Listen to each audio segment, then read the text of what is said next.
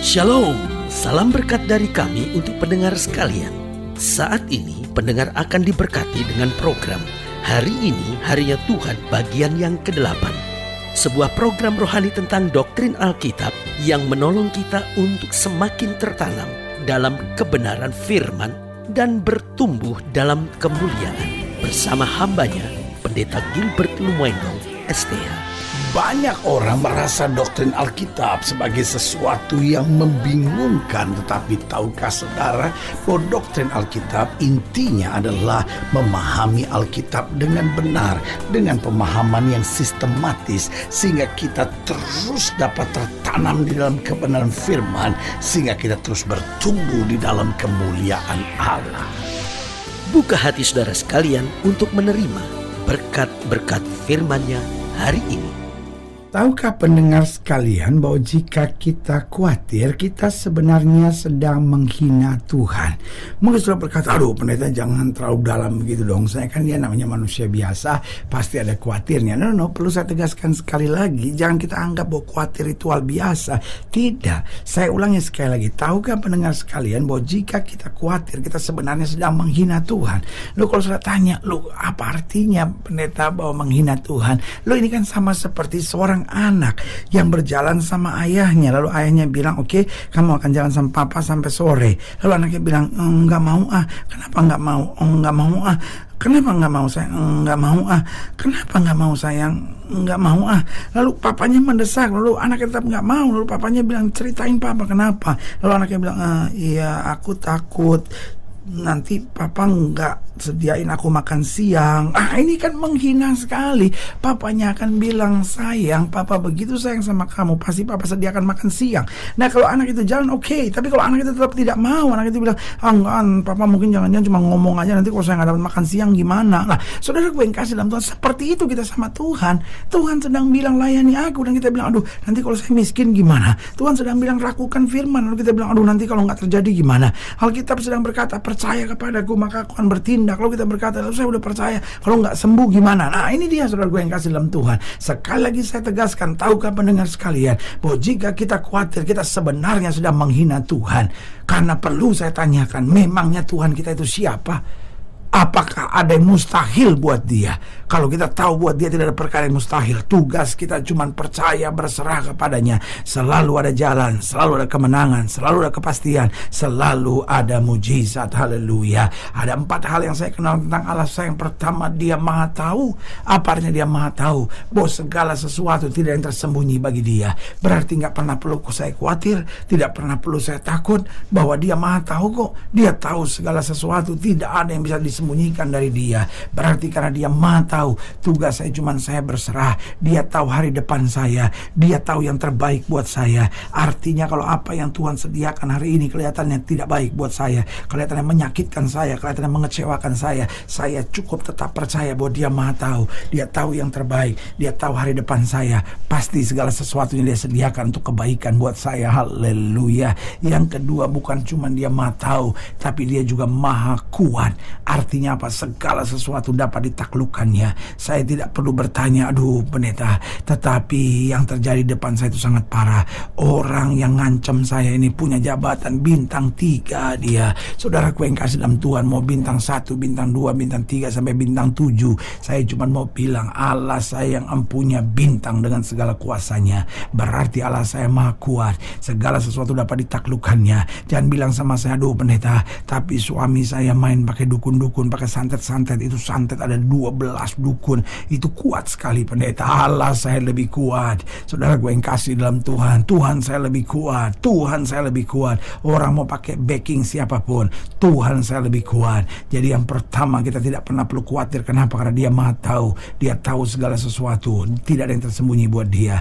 Yang kedua, dia maha kuat. Segala sesuatu dapat ditaklukkannya. Yang ketiga, dia maha kuasa. Segala sesuatu mampu dikerjakannya. Jangan pernah mempertanyakan, betul nggak Tuhan bisa tolong saya?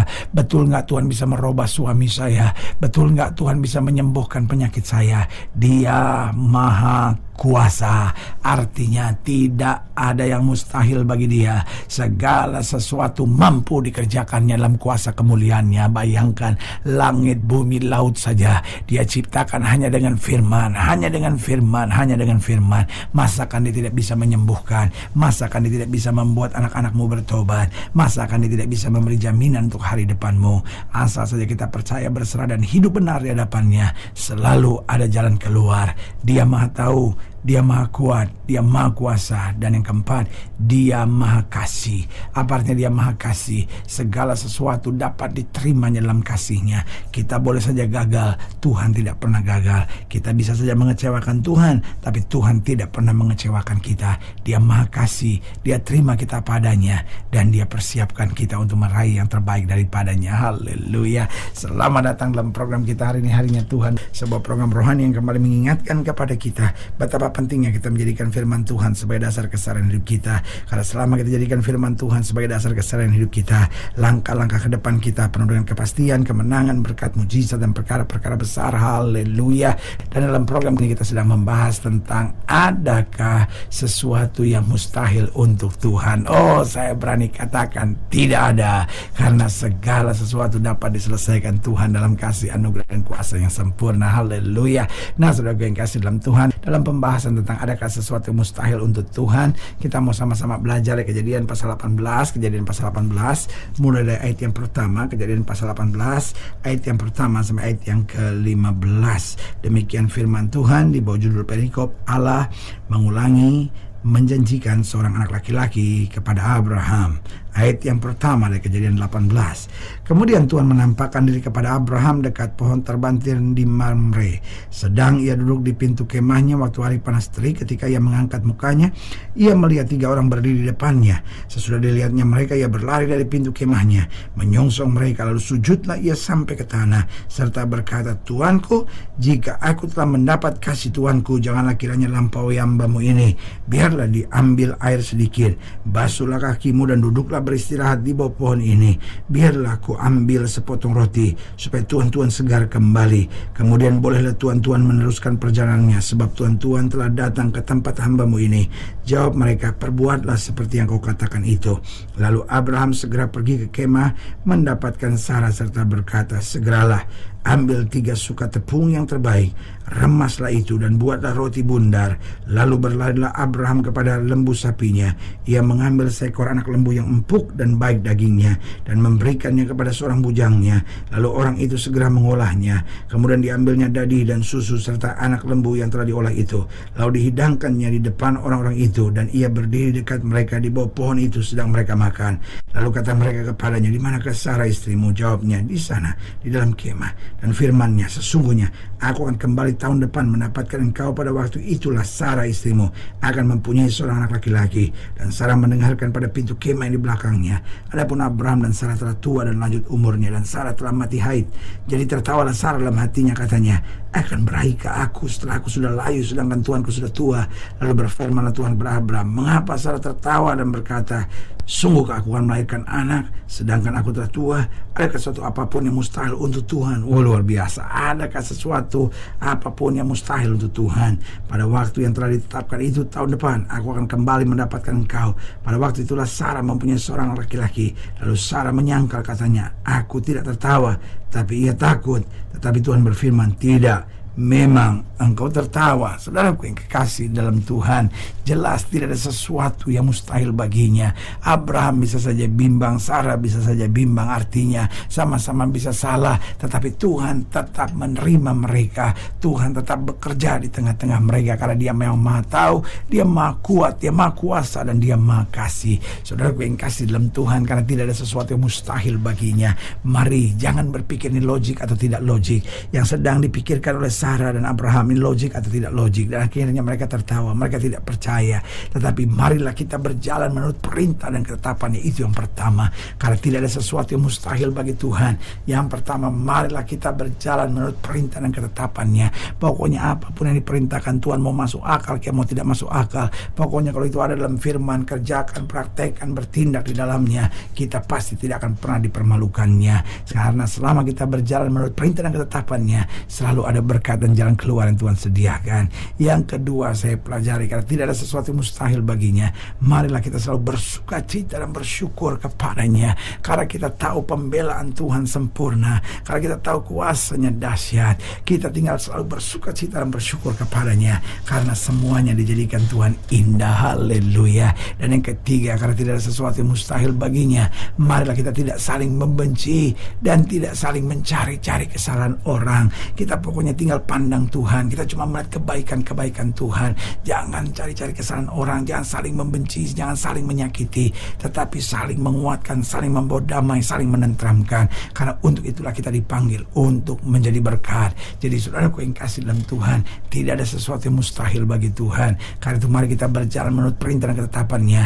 Mari kita selalu bersuka cita dan bersyukur kepadanya. Marilah kita tidak saling membenci dan tidak saling mencari kesalahan orang. Dan akhirnya yang keempat, karena tidak ada sesuatu yang mustahil bagi Tuhan, marilah kita sabar dalam segala persoalan dan penderitaan kita, karena kemenangan pasti terjadi, tinggal tunggu waktunya.